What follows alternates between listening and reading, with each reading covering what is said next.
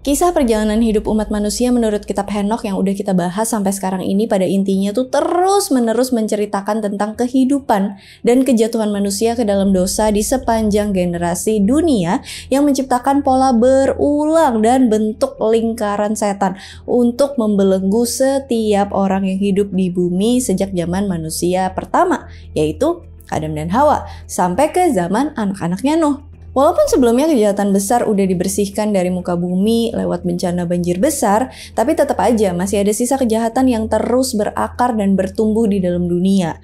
Sehingga kayaknya belenggu dosa ini tuh gak akan pernah putus selama masih ada manusia dan para fallen angels yang punya kehendak bebas dan cenderung melakukan kejahatan. Meski begitu, Henokh itu jadi manusia pertama yang terangkat ke surga dan jadi kesaksian kalau masih ada harapan untuk umat manusia di masa depan yang diselamatkan dari kuasa dosa hanya dengan rencana penyelamatan dari kasih karunia Tuhan.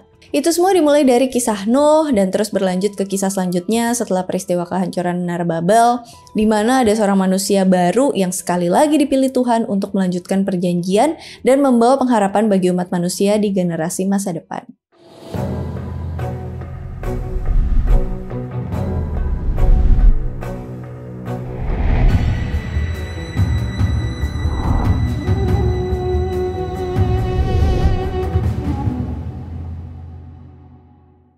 Seperti biasa sebelum lanjut ke ceritanya, aku mau kasih disclaimer dulu buat semua yang nonton video ini karena pembahasan kitab Henokh ini berkaitan erat dengan kepercayaan Yahudi dan juga Kristiani. Jadi banyak referensi yang diambil dari Alkitab dan kitab-kitab pseudepigrafa tradisi Yahudi lain, kayak kitab Yobel, kitab Yashar, karena pembahasan kitab Henokh ini udah masuk ke bagian perumpamaan yang isinya tuh banyak penglihatan samar-samar di masa depan yang nyambung ke kitab-kitab yang ditulis setelah kitab Henokh ini. Jadi aku nggak pernah maksa kalian buat percaya dan mengimani sama apa yang disampaikan di video ini. Kalau misalnya nggak sesuai, nggak sejalan dengan kepercayaan kalian, makanya serap aja yang baik-baik, buang semua yang buruk atau bertentangan dengan apa yang kalian imani. Karena aku dan timku ini berusaha menjelaskan isi kitab Henokh sesuai dengan kapasitas dan keterbatasan kami. Jadi kalau misalnya ada misinterpretasi, silakan koreksi aja supaya kita bisa sama-sama belajar. Oke, tanpa lama-lama, kita masuk ke ceritanya. Peradaban Mesopotamia. Di video kitab Henokh sebelumnya, ceritanya tuh bersambung setelah terjadi kekacauan bahasa dan kekacauan Menara Babel, sehingga manusia tuh terpencar ke wilayahnya masing-masing sesuai dengan suku dan bahasa mereka. Menurut kitab Yashar pasal 9 ayat 32 itu dijelasin kalau Tuhan dan ke-70 malaikatnya turun ke bumi untuk mengacaukan lidah mereka atau bahasa mereka supaya manusia tuh tercerai-berai ke seluruh wilayah bumi menurut kaum dan juga bahasanya masing-masing. Setelah itu Tuhan mengizinkan 70 malaikatnya buat jadi perwakilan, buat mimpin bangsa-bangsa yang tersebar di seluruh dunia. Jadi saat itu tuh ada sekitar 70 bangsa yang dipimpin sama para malaikat. Ini juga ditulis di dalam Alkitab dan kitab Henokh dalam bentuk perumpamaan. Ulangan 32 ayat 8a. Ketika Sang Maha Tinggi membagi-bagikan milik pusaka kepada bangsa-bangsa, ketika ia memisah-misah anak manusia. Juga 1 Henokh 89 ayat 58. Dan dia memanggil 70 gembala dan menyerahkan domba-domba itu agar mereka menggembalakan mereka. Dan dia berbicara kepada para gembala dan kawan-kawan mereka. Setiap orang daripadamu sekarang harus menggembalakan kawanan domba dan segala sesuatu yang kuperintahkan kepadamu, lakukan. Dalam perumpamaan kitab Henokh, gembala yang dimaksud di sini tuh berarti para pemimpin malaikat yang ditugasin buat jaga masing-masing bangsa atau para domba untuk menuntun mereka di jalan yang benar. Meski begitu, umat manusia itu masih belum bertobat dan terus ngelakuin berbagai kejahatan. Masing-masing bangsa justru saling menaklukkan wilayah bangsa lain sehingga sumpah yang udah disepakatin antara Nuh dan juga keturunannya akhirnya dilanggar karena mereka tuh terus berebut wilayah lain yang udah ditetapin sama Nuh secara adil. Bahkan masing-masing bangsa itu mulai menyembah para malaikat yang memimpin mereka di wilayahnya masing-masing. Sehingga sekali lagi terjadi kejatuhan antara umat manusia dan para malaikat secara bersamaan. Kayak yang tertulis di Ulangan 4 ayat 19. Dan juga supaya jangan engkau mengarahkan matamu ke langit, sehingga apabila engkau melihat matahari, bulan dan bintang, segenap tentara langit, engkau disesatkan untuk sujud menyembah dan beribadah kepada sekaliannya itu. Yang justru diberikan Tuhan, Allahmu, kepada segala bangsa di seluruh kolong langit sebagai bagian mereka. Jadi para malaikat penjaga ini tuh malah memberontak sama ketetapan Tuhan dan menganggap kalau mereka adalah dewa yang disembah sama manusia di wilayahnya masing-masing. Inilah momen kejatuhan para fallen angels yang terjadi di generasi manusia setelah peristiwa kehancuran Menara Babel. Karena, kayak yang udah aku jelasin di video part 4, kalau kejatuhan para malaikat itu nggak cuma terjadi sekali doang, tapi mereka terus memberontak berulang kali. Karena itu, walaupun Menara Babel ini udah dihancurkan, tapi masing-masing bangsa itu mulai membangun Babelnya sendiri. Karena dilandasi dengan dosa pride yang ditanamkan sama para fallen angels, yaitu kesombongan dan keangkuhan yang memotivasi mereka buat meninggikan bangsa mereka sendiri. Jadi terus terjadi peperangan yang malah menimbulkan perpecahan, kebencian, balas dendam yang gak akan pernah berakhir. Semua orang juga mulai berpaling dari Tuhan dan nyembah berhala-berhala yang menyesatkan. Para fallen angels dan roh-roh Nephilim yang nyamar jadi dewa-dewa palsu buat memerintah masing-masing bangsa yang ada di seluruh dunia dengan mempengaruhi raja-raja dari belakang layar. Bisa dibilang ini adalah zaman pemerintahan dewa-dewa palsu dari berbagai mitologi dunia yang selalu aku bahas di channel ini, karena setiap kisah mitologi itu pasti dijelasin kalau seorang raja itu berasal dari keturunan dewa. Dengan kata lain, raja itu dianggap sebagai perwakilan pemerintahan dewa di bumi. Baik di Alkitab, kitab Henokh, kitab Yobel, kitab Yashar, dan kitab Pseudepigrapha lainnya, semuanya tuh sepakat kalau raja-raja dan para dewa yang memerintah dunia di zaman setelah peristiwa kehancuran Menara Babel sebenarnya adalah iblis-iblis dan roh jahat atau para fallen angels yang berusaha meniru kuasa dan otoritas Tuhan, baik di surga maupun di bumi. Kalau kita flashback lagi ke belakang, awalnya tuh Tuhan mendesain manusia buat dijadikan perwakilan dan menjalankan otoritasnya di bumi. Makanya dalam kitab Kejadian pasal 1, Tuhan tuh memberkati manusia dan berfirman, "Beranak cuculah dan bertambah banyak, penuhilah bumi dan taklukkanlah itu. Berkuasalah atas ikan-ikan di laut dan burung-burung di udara dan atas segala binatang yang merayap di bumi." Jadi Adam dan Hawa itu sebenarnya diciptain buat jadi raja yang memerintah bumi di bawah otoritas dan kuasa yang diberikan Tuhan. Tapi sejak kejatuhan para fallen angels pertama di bumi, mereka ini mulai berencana buat merebut kekuasaan yang diberikan Tuhan ke manusia dengan cara menyesatkan manusia untuk melakukan dosa. Karena pada awalnya malaikat ini mau jadi sama seperti Tuhan. Jadi setelah mereka gagal ngambil kekuasaan di surga, mereka sekali lagi nyoba untuk ngambil kekuasaan di bumi dan akhirnya mereka berhasil merebut kekuasaan itu setelah Adam dan Hawa successfully jatuh ke dalam dosa. Sejak saat itu kuasa kegelapan yang berasal dari para malaikat pemberontak ini tuh mulai menguasai dunia lewat benih dosa yang ditanamkan ke setiap manusia yang tunduk di bawah keinginan duniawi mereka. Sampai keinginan dunia itu tuh melahirkan dosa dan malapetaka yang membawa manusia kepada kematian atau maut. Seperti yang tertulis di Yakobus 1 ayat 13-15. Apabila seseorang dicobai, janganlah ia berkata, "Pencobaan ini datang dari Allah," sebab Allah tidak dapat dicobai oleh yang jahat, dan ia sendiri tidak mencobai siapapun. Tapi tiap-tiap orang dicobai oleh keinginannya sendiri, karena ia diseret dan dipikat olehnya. Dan apabila keinginan itu telah dibuahi, dia melahirkan dosa, dan apabila dosa itu sudah matang, dia melahirkan maut. Walaupun para fallen angels ini berusaha buat jadi sama seperti Tuhan lewat kuasa dan otoritas ilahi yang dikasih ke manusia, tapi tetap aja nilai-nilai kerajaan di dunia yang diperintah sama roh-roh jahat itu berbanding terbalik sama nilai-nilai kerajaan surga yang diperintah langsung sama Tuhan. Karena itu Tuhan berusaha buat mengembalikan otoritas dan kuasa yang semula jadi milik Adam dan Hawa dengan cara menghapuskan kerajaan dunia yang diperintah sama keturunan Kain lewat air bah, dan milih Nuh sebagai pembawa garis keturunan ilahi, supaya kekuasaan di bumi itu bisa diambil kembali sama manusia. Makanya di Kejadian pasal 9, Tuhan sekali lagi ngasih Nuh berkat yang sama. Sama seperti saat Tuhan memberkati Adam dan Hawa, dengan berfirman, "Beranak cuculah dan bertambah banyaklah serta penuhilah bumi. Akan takut dan akan gentar kepadamu segala binatang di bumi dan segala burung di udara, segala yang bergerak di muka bumi dan segala ikan di laut. Ke dalam tanganmu lah semuanya itu diserahkan."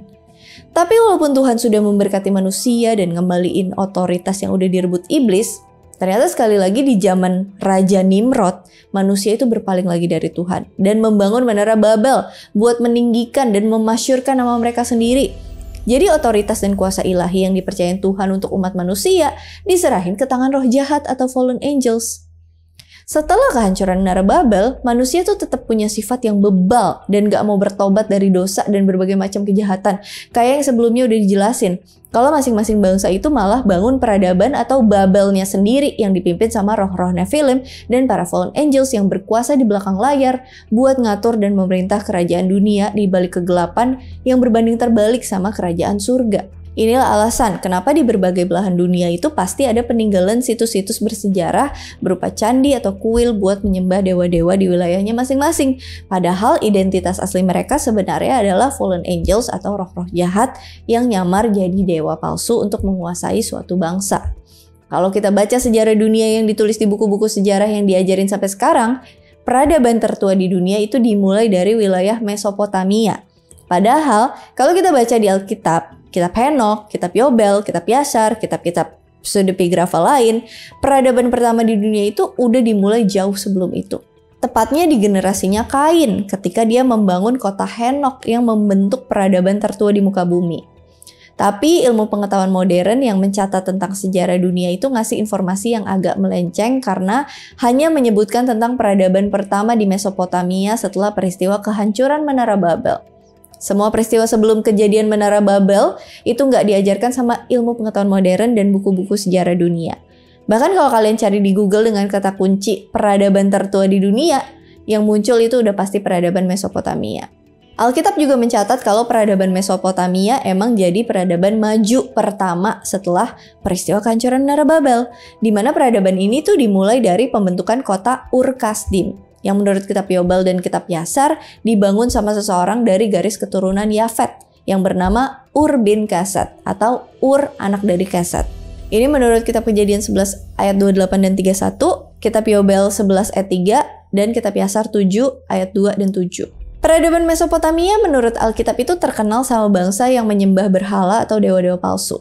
Menurut kitab Yosua ayat 24 ayat 2. Makanya kisah-kisah mitologi dari Mesopotamia yang berhubungan sama para dewa dan berbagai ilmu pengetahuan perkembangan peradaban manusia kuno sampai sekarang itu tercatat di dalam sejarah dan jadi salah satu kisah mitologi yang paling terkenal di dunia. Aku juga sempat beberapa kali bahas tentang mitologi Mesopotamia di channel ini. Jadi buat yang penasaran sama ceritanya bisa mampir ke playlist aku yang itu ya. By the way, mungkin di antara kalian ada yang nanya ya, kemana sisa-sisa reruntuhan Menara Babel setelah dihancurkan Tuhan? Atau di mana lokasinya Menara Babel? Buat jawab pertanyaan ini, mungkin kita perlu tarik benang merahnya ke sejarah peradaban pertama yang ada di wilayah Mesopotamia. Karena banyak sumber yang setuju kalau itu tuh adalah peradaban maju pertama di dunia. Tapi itu setelah peristiwa kehancuran Menara Babel menurut Alkitab. Kalau kita baca di kitab Yashar pasal 9 ayat 38, di situ mencatat detail penting tentang gimana Menara Babel dihancurkan. Karena di situ dijelasin kalau Tuhan itu memerintahkan bumi untuk menelan sepertiga bagian dari ketinggian Menara Babel. Setelah itu, sepertiga bagian lainnya dihanguskan dengan api yang membakar dan menghancurkan bagian yang masih tersisa. Jadi sekarang cuma tinggal sepertiga bagian yang masih tetap tinggal dan masih ada sisa reruntuhannya di muka bumi. Jadi di mana letak reruntuhan Menara Babel sekarang? Menurut beberapa teori dan dari berbagai bukti yang ada, sisa reruntuhan Menara Babel ini sekarang jadi situs bersejarah di Mesopotamia yang dinamakan Ziggurat Ur.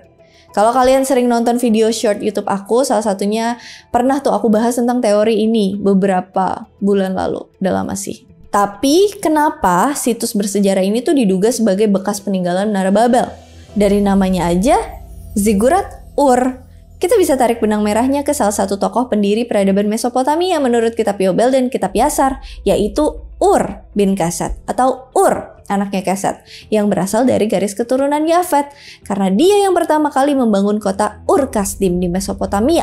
Dan memang secara etimologi, nama kota Ur-Kasdim berarti Ur dari keturunan Kasdim atau keturunan orang-orang Kaset. Menurut mitologi Mesopotamia dalam kisah Epic of Gilgamesh yang pernah aku bahas beberapa tahun lalu, udah lama ya.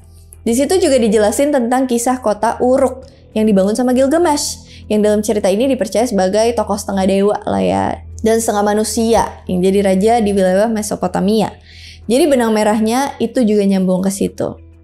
Intinya sampai di sini kisah sejarah manusia bercabang menurut versi masing-masing bangsa dan bahasa mereka yang kita kenal sekarang sebagai cerita rakyat atau kisah mitologi.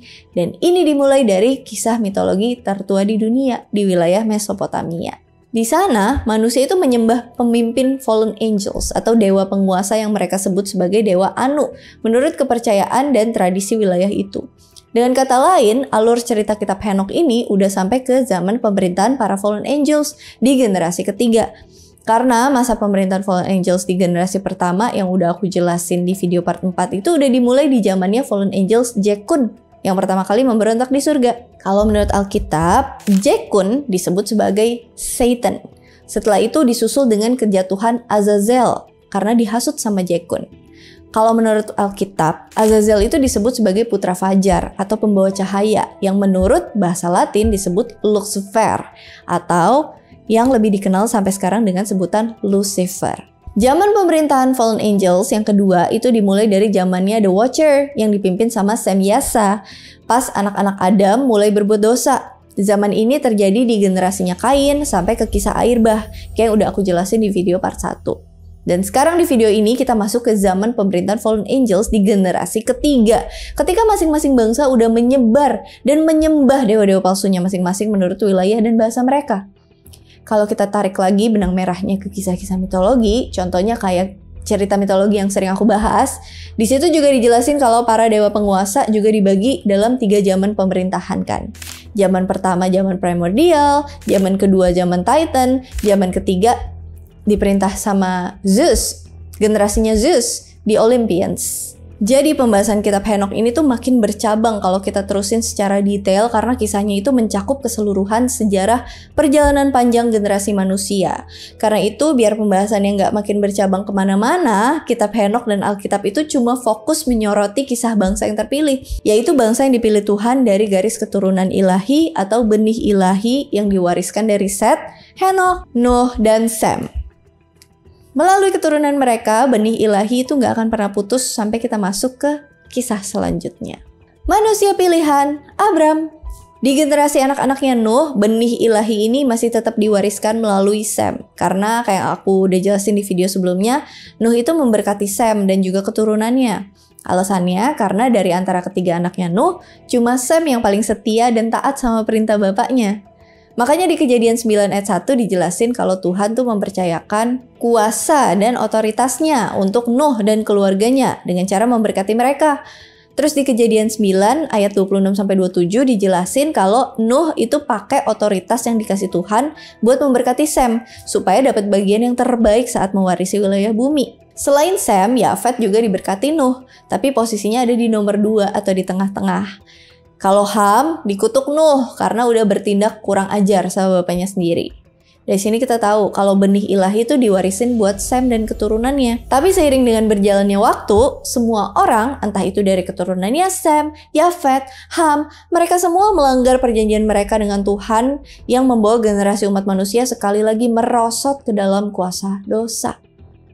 Tapi sekalipun manusia berpaling dari Tuhan dan nyembah dewa-dewa lain di zaman itu, Tuhan tuh gak pernah lupa dan tetap setia sama perjanjiannya dengan umat manusia. Makanya keturunan Sem itu tetap jadi pewaris benih ilahi yang bawa kita ke manusia baru yang dipilih Tuhan. Manusia pilihan ini dikenal dengan nama Abram, keturunan ilahi yang dijanjikan untuk melawan kejahatan dan dosa di muka bumi.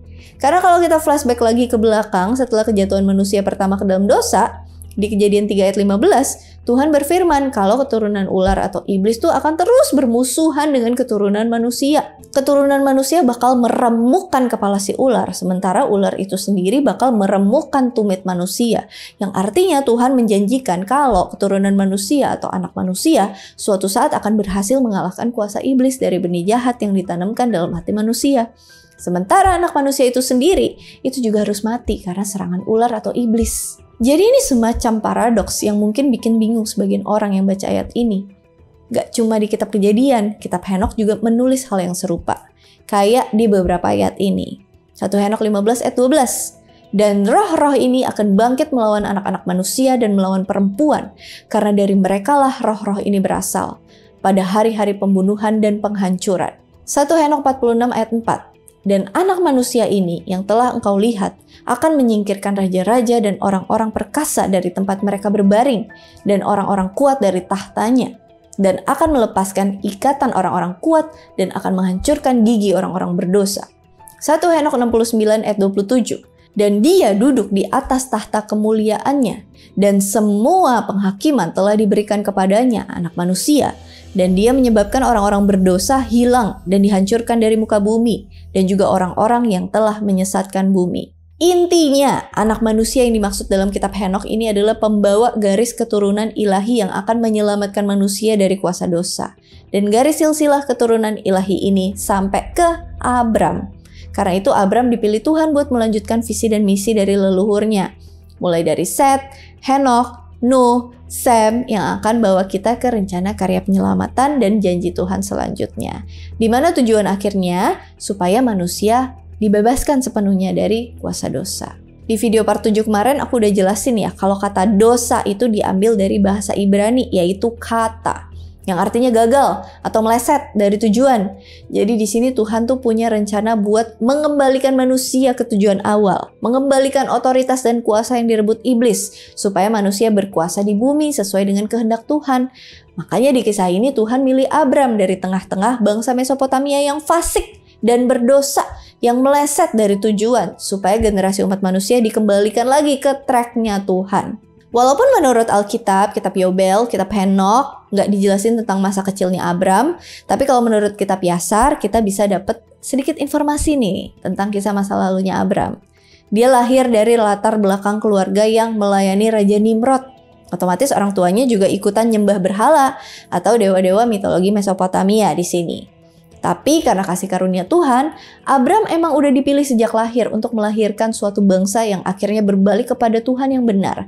Dan ini ditandai dengan suatu tanda bintang di langit malam. Tanda ini bertepatan dengan kelahiran Abram karena malam itu orang-orang bijaksana dan peramal kerajaan mengamati kalau dari arah timur itu tiba-tiba muncul satu bintang besar yang menelan atau melahap keempat bintang di penjuru langit. Orang-orang bijaksana dan para peramal kerajaan kemudian meramalkan kalau itu merupakan tanda buruk bagi bangsa Mesopotamia karena kelahiran Abram bakalan menghancurkan masa kejayaan dari keempat bangsa besar yang berkuasa di masa depan. Dan ini dimulai dari Mesopotamia sebagai bangsa yang pertama kali berkuasa setelah peristiwa kehancuran Menara Babel. Karena itu mereka ngasih tahu kerajaan Nimrod tentang penglihatan dan ramalan ini buat mencegah malapetaka yang akan menimpa kerajaannya. Maka dari itu Nimrod manggil Terah atau ayahnya Abram untuk nawarin banyak harta benda dari perak, emas, asalkan Terah mau nyerahin anaknya untuk dibunuh supaya kerajaannya terhindar dari malapetaka. Dengan kata lain, Raja Nimrod itu mau beli nyawanya Abram.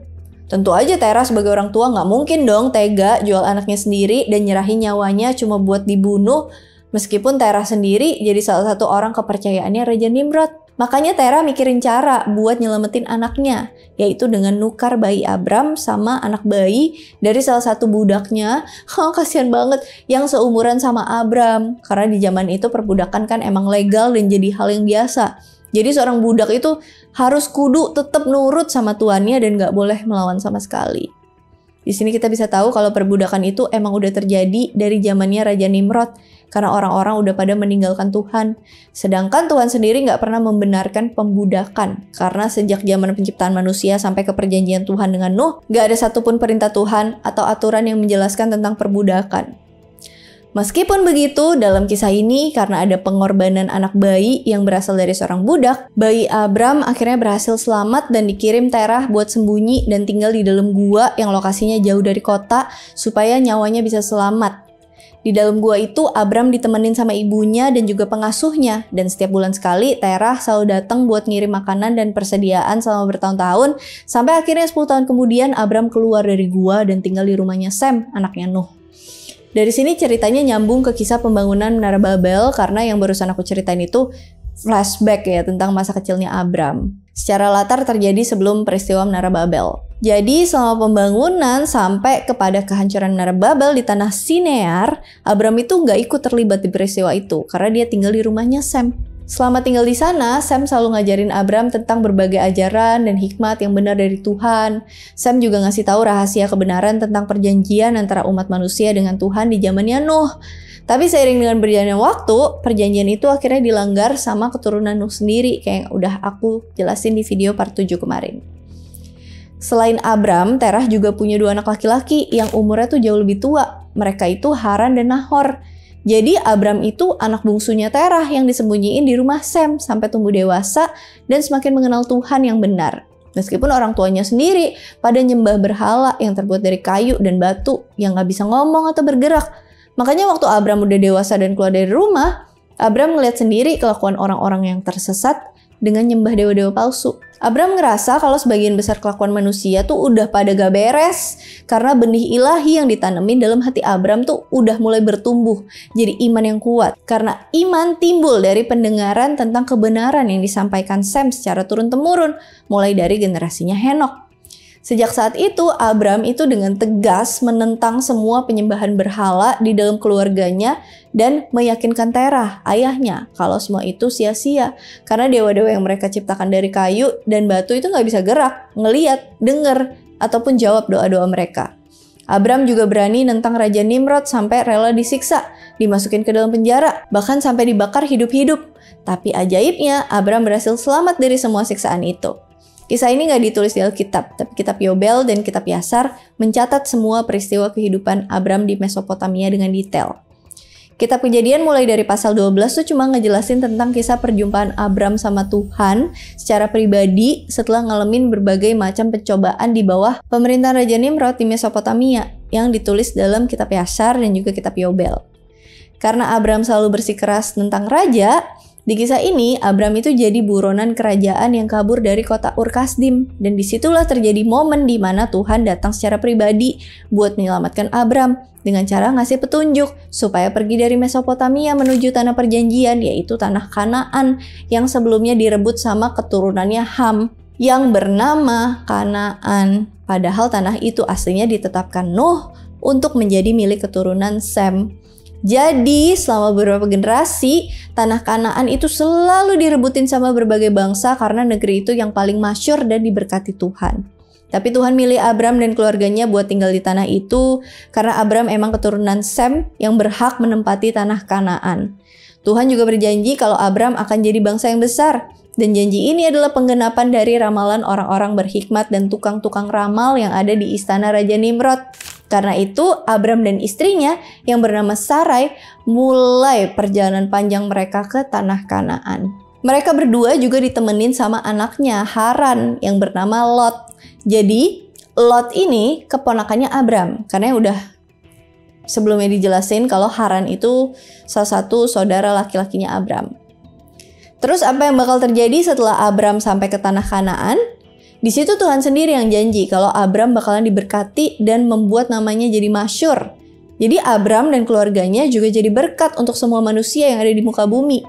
Karena itu Abram, Sarai, dan Lot ngikutin perintah Tuhan buat pergi ke tanah Kanaan.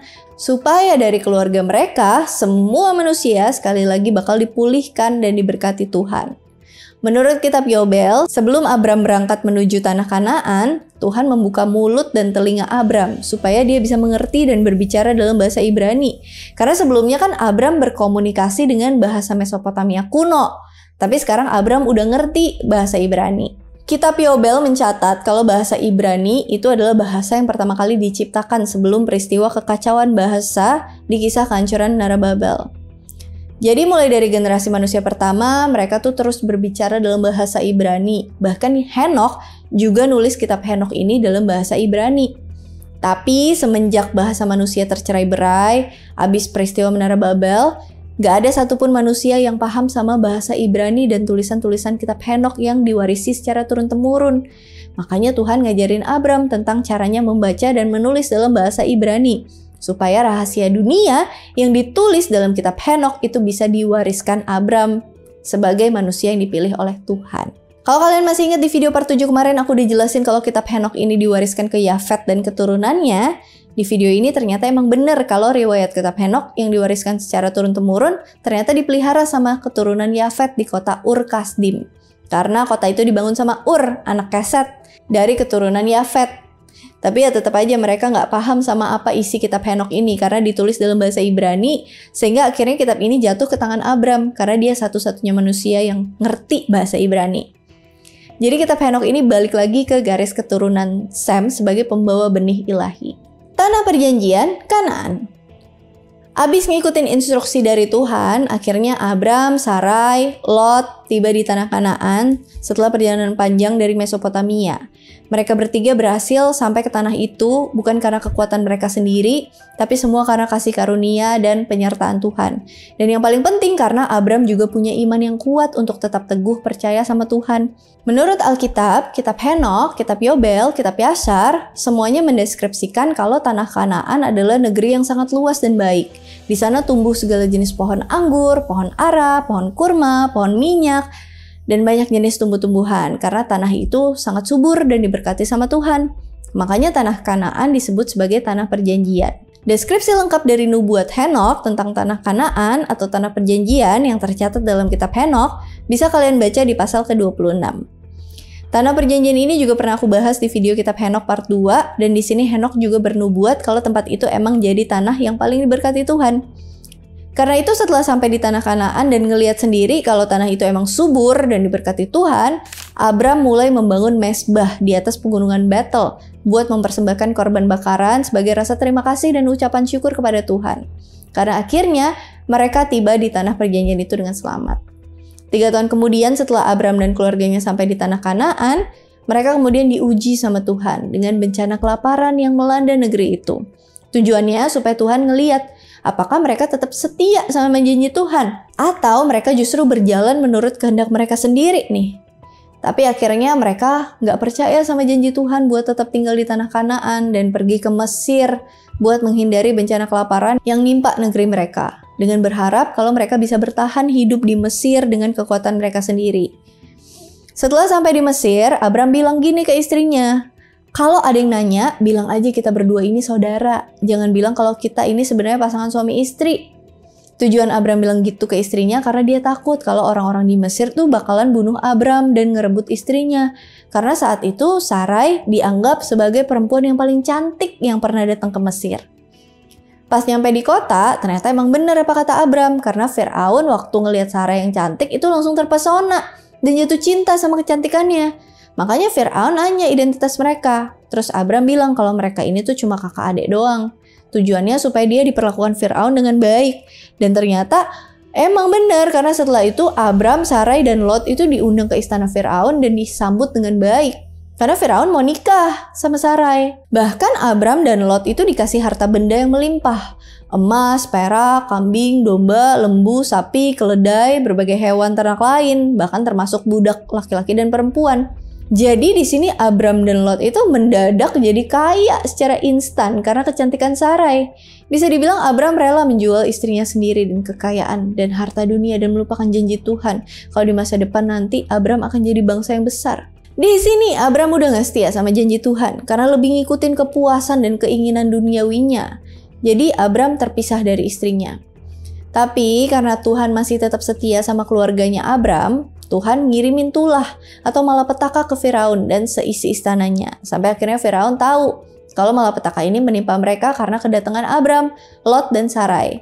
Dari situ Firaun sadar kalau Sarai itu sebenarnya istrinya Abram, bukan adik perempuannya. Karena itu Firaun ngembaliin Sarai ke Abram dan Lot, terus nyuruh mereka pergi deh jauh-jauh dari Mesir. Tapi harta benda yang udah dikasih Firaun masih tetap jadi punya mereka. Setelah Abram, Lot, dan Sarai ninggalin Mesir sambil bawa banyak harta benda, mereka terus nginget janji Tuhan dan balik ke tanah perjanjian atau tanah Kanaan. Pas udah nyampe di tanah Kanaan, mereka tiba di pegunungan Betel, tempat di mana Abram bangun mezbah. Mulai saat itu, Abram, Sarai, dan Lot bangun kemah dan tinggal di tempat itu. Tapi karena harta benda dan hewan ternak yang mereka bawa dari Mesir tuh banyak banget, mereka nggak punya tempat buat menggembalakan semua hewan ternak itu. Bahkan para gembala yang kerja di bawah Abram dan Lot jadi ribut dan bertengkar buat ngurusin hewan-hewan ternak yang saking banyaknya malah bikin bingung. Makanya Abram nyuruh Lot dan semua hewan ternaknya buat pisah dan pergi ke tempat yang jauh supaya nggak ada perselisihan dan keributan. Mulai dari situ Abram dan Lot tuh berpisah. Terus Lot pergi ke lembah Yordan karena di sana tempatnya strategis, banyak airnya.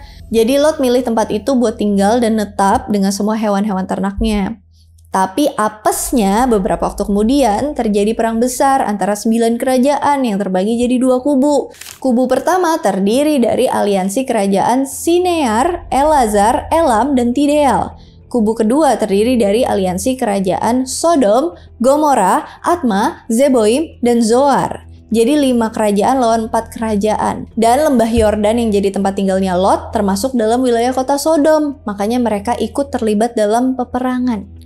Perang ini akhirnya dimenangin sama kubu kerajaan yang pertama. Jadi otomatis mereka mulai jarah dan merebut semua harta di kota Sodom. Termasuk semua harta dan hewan ternak kepunyaan Lot. Bahkan Lot juga dijadiin tawanan perang. Berita ini akhirnya cepat tersebar dan nyampe ke tanah Kanaan. Abram yang tahu kalau keponakannya itu dijadiin tawanan, akhirnya pergi sama semua pasukannya yang berjumlah 318 orang yang udah dilatih buat perang. Pasukan Abram kemudian pergi menuju ke tempat di mana Lot ditahan, yaitu di tanah Dan. Di sana Abram berhasil ngalahin semua pasukan aliansi kerajaan cuma dengan 318 orang pasukan. Tapi karena Tuhan menyertai Abram, dia berhasil ngalahin semua raja-raja dari kubu musuh. Setelah kemenangan Abram, tiba-tiba muncul Raja Salem yang bernama Melkisedek dengan membawa roti dan anggur buat memberkati Abram karena berhasil memenangkan peperangan. Selain seorang raja, Alkitab juga mencatat kalau Melkisedek juga seorang imam Allah yang maha tinggi. Makanya Melkisedek punya kewenangan atau otoritas buat memberkati Abram dan berkata, "Diberkatilah kiranya Abram oleh Allah yang maha tinggi, pencipta langit dan bumi, dan terpujilah Allah yang maha tinggi yang menyerahkan musuhmu ke tanganmu." Setelah Melkisedek memberkati Abram, Alkitab mencatat kalau Abram ngasih 1/10 dari semua harta yang dia punya untuk imam Melkisedek. Tapi setelah itu kisah Melkisedek nggak pernah diceritain lagi di dalam kitab Kejadian. Tokoh yang satu ini emang menarik dan paling misterius di dalam Alkitab. Karena dalam kitab Henokh, kitab Yobel, kitab Yasyar, dan kitab Kejadian nggak ada catatan tentang asal-usul yang detail tentang Melkisedek. Tapi beliau ini tiba-tiba muncul sambil bawa roti sama anggur buat memberkati Abram dan ngaku sebagai seorang imam. Identitas Melkisedek juga nggak pernah dicatat di dalam Alkitab tentang silsilahnya atau dari garis keturunan mana dia dilahirkan. Tiba-tiba nongol aja di pertengahan cerita. Oke, daripada mikirin Melkisedek, mending kita lanjut ke kisahnya Abram karena di dalam Alkitab Melkisedek cuma muncul sebentar doang. Habis itu nih orang ngilang lagi nih, pergi entah kemana. Perjanjian kedua, perjanjian antara Tuhan dengan Abram. Setelah diberkati Melkisedek, Abram sekali lagi pisah dengan Lot untuk pulang dan balik ke kota Sodom. Habis itu Abram pergi ke lembah Mamre buat tinggal dan menetap di daerah itu.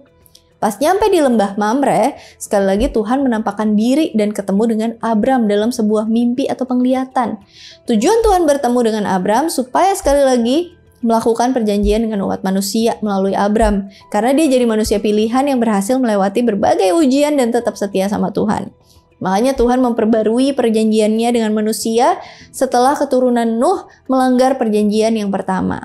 Di perjanjian yang kedua ini Tuhan janji ke Abram kalau anak kandungnya yang akan mewarisi semua harta dan berkat yang dikaruniakan Tuhan. Tapi saat itu Abram bingung sama janji Tuhan karena Sarai istrinya Abram tuh ternyata mandul, gak bisa punya anak. Jadi mustahil kalau anak kandungnya Abram yang mewarisi semua harta dan berkat yang dikasih sama Tuhan.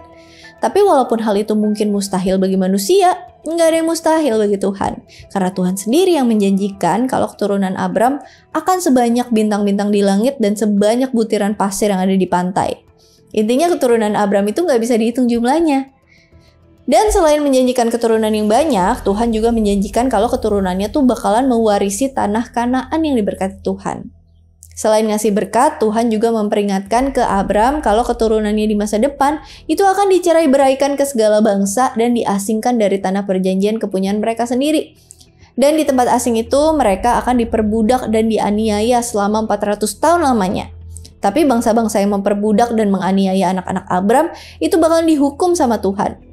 Jadi, itulah perjanjian kedua antara Tuhan dan umat manusia melalui Abram. Dan sejak saat itu Tuhan mengganti namanya menjadi Abraham, yang berarti adalah Bapa segala bangsa. Karena dari keturunannya lah akan lahir suatu bangsa yang besar yang akan memerintah dunia di bawah otoritas dan kuasa Tuhan.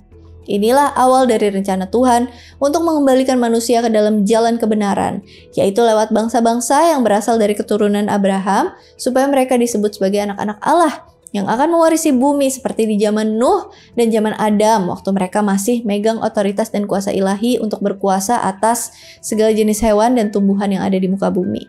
Nubuat perumpamaan kitab Henokh tentang kisah Abraham. Abis bahas kisah Abraham yang sebagian besar diambil dari sudut pandang Alkitab, kitab Yobel dan kitab Yasar, sekarang saatnya kita kembali ke perumpamaan kitab Henokh yang bernubuat tentang kisah Abraham. Karena Henokh tuh emang gak nyeritain kisah ini secara eksplisit, tapi cuma disampaikan secara samar-samar dalam bentuk perumpamaan di dalam mimpinya yang kedua, yang ditulis di pasal 89 kitab Henokh. Makanya kita perlu bedah arti dari perumpamaan kitab Henokh ini. Di dalam mimpinya, awalnya tuh Henokh ngelihat seekor lembu jantan putih, yang artinya adalah keturunan manusia yang bawa benih ilahi, karena dalam kitab Henokh, warna putih ini melambangkan kesucian. Sedangkan lembu jantan itu melambangkan manusia laki-laki yang takut akan Tuhan dan pembawa garis keturunan. Selain itu, Henokh ngelihat kalau lembu jantan putih itu berkembang biak dan memperanakan 3 lembu jantan yang masing-masing warnanya hitam, merah, putih. Di sini kita bisa tahu kalau lembu jantan putih yang dimaksud ternyata adalah Nuh. 3 lembu jantan merah, hitam, putih berarti ketiga anak-anaknya Nuh. Lembu jantan yang warna merah itu Yafet, lembu jantan hitam itu Ham, lembu jantan putih itu Sem. Karena Sem yang membawa benih dari garis keturunan ilahi. Dalam perumpamaan ini, Ham disebut lembu jantan hitam karena Ham dan keturunannya itu selalu menimbulkan perselisihan, perpecahan, konflik sepanjang generasi umat manusia. Dengan kata lain, warna hitam ini melambangkan garis keturunan manusia yang fasik dan terus ngelakuin dosa. Karena benih dosa yang ditanamkan si ular atau iblis itu terus bertumbuh di setiap keturunan manusia. Jadi ini berbanding terbalik sama lembu jantan putih atau Sem sebagai pembawa garis keturunan ilahi. Terus kenapa Yafet beda sendiri di dalam mimpi Henokh, lembu jantan merah? Alasannya karena warna merah itu melambangkan darah atau pengorbanan. Ini adalah orang-orang martir yang selama hidupnya selalu tersiksa. Entah itu karena penyakit atau karena dianiaya. Kitab Henokh juga mencatat dalam bentuk perumpamaan kalau Habel itu disebut dengan lembu jantan merah, sama kayak Yafet. Terus Kain disebut lembu jantan hitam, sama seperti Ham. Set disebut lembu jantan putih, sama seperti Sem. Dalam mimpinya, Henokh kemudian ngelihat kalau ketiga lembu merah, hitam, putih ngelahirin beragam jenis binatang yang terbagi jadi 2 bagian, hewan-hewan buas dan hewan-hewan ternak. Hewan-hewan buas itu terdiri dari singa, harimau, anjing, serigala, hena, babi hutan, rubah, tupai, babi, raja wali, burung nasar, elang, elang buzat, dan burung gagak. Hewan ternak cuma ada 1 jenis, lembu jantan putih. Hewan-hewan buas yang dimaksud dalam perumpamaan ini tuh berarti bangsa-bangsa yang muncul setelah peristiwa Menara Babel. Sementara satu-satunya hewan ternak, lembu jantan putih, itu berarti Abraham sebagai penerus garis keturunan ilahi. Jadi itu dia kisah Abraham yang dilihat Henokh di dalam mimpinya. Sebenarnya kisah ini hanya disampaikan secara singkat dalam bentuk perumpamaan karena Henokh tuh cuma menjelaskan nubuatnya secara sekilas dan samar-samar. Tapi kita bisa memahami isi kitab perumpamaan ini dari kitab-kitab yang ditulis setelah kitab Henokh. Contohnya kitab Taurat, kitab Yobel, kitab Yasar. Karena kisah ini ditulis berdasarkan peristiwa yang udah terjadi atau yang sudah digenapi dalam nubuat kitab Henokh. Makanya kalau ada yang nanya kenapa aku malah bahas kisah Alkitab, kenapa nggak bahas kitab Henokh aja? Alasannya karena memang pembahasannya nyambung ke kisah Alkitab, kisah mitologi, kisah sejarah dunia. Bahkan kitab Henokh juga mencatat kejadian yang terjadi di kehidupan kita di masa sekarang yang akan terjadi di masa depan. Jadi pembahasan kitab Henokh ini bisa bercabang kemana-mana. Karena itu tim dan aku nggak cuma berpatokan sama isi kitab Henokh aja, tapi juga berusaha nyari tafsiran dari buku-buku lain, sumber-sumber lain yang bisa mendukung isi kitab Henokh ini. Jadi bisa aja aku dan tim ngelakuin kesalahan atau salah menginterpretasikan kata-kata yang ditulis di kitab Henokh yang kami bahas ini. Intinya semua itu balik lagi ke kepercayaan kita masing-masing. Kita nggak pernah maksa kalian untuk percaya sama apa yang dibahas di dalam video ini. Tapi ambil aja yang baik-baiknya karena pengetahuan kami memang tidak lengkap dan tidak sempurna. Buang saja yang buruk. Sekian kitab Henokh dan masih akan berlanjut lagi sampai habis. Kayaknya sisa beberapa part lagi, ditunggu ya dengan sabar ya. As always, kalau misalnya kalian ada yang mau ditambahin, ada yang mau di request, ada yang mau didiskusikan, ada yang mau dikoreksi, komen aja di kolom komentar. Thank you so much for watching. I hope you guys like it and I'll see you again on my next video. Bye. Oh iya, kalau yang salfok sama ini dari tadi, ini gelang merchandise aku. Yang belum tahu, aku udah punya merchandise sekarang. Cek video yang ini. Kalau mau pesan, langsung aja cek ke website atau ke Instagram aku atau Sorcery ya. Bye.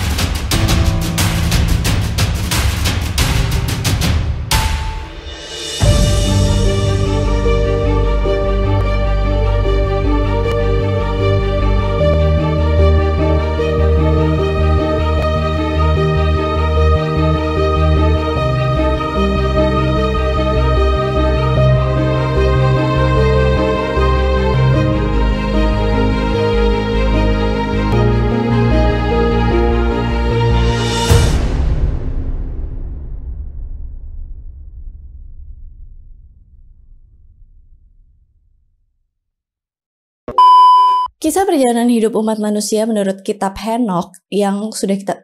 Kisah perjalanan hidup umat... Laku. Di sana manusia itu menyembah Di sana penyimpin. Makanya Tera mikirin cara Agram gitu. Dari situ Firaun sadar kalau Sarah itu sebenarnya istrinya Adam. Adam lagi. Jadi bisa aja aku dan tim ngelakuin kesalahan atau salah menginterpretasikan kasta. Susah banget ngomongnya.